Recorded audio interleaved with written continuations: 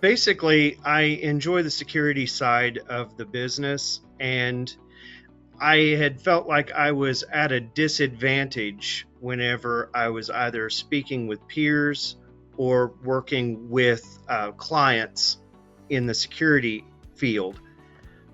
So it made it, I just felt like it was a good fit for what I was doing. I did a lot of work with legal offices. I handle one of the municipal airports.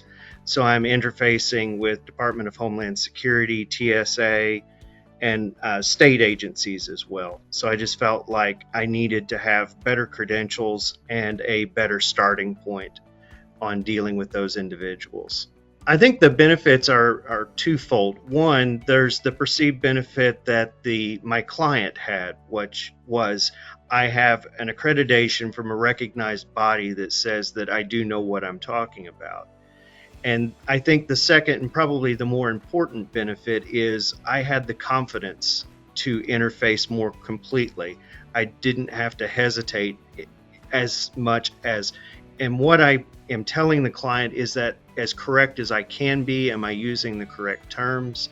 So I think it's a confidence boost for the person holding as well as for the client in interfacing with that individual. In my organization, I actually work for a training partner for EC Council. So I would have to say that within my organization, it's probably about as aware of the CEH certification as an agency can be.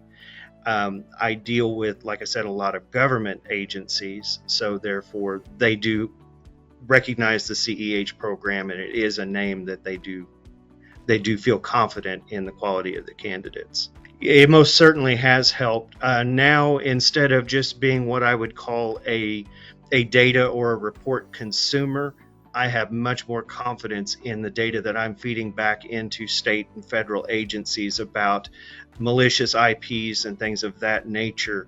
I do not hesitate at all to report my findings back in.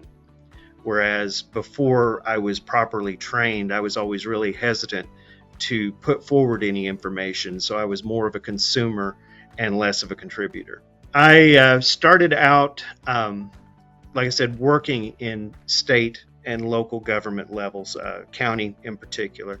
And so the interest and the need for security was there.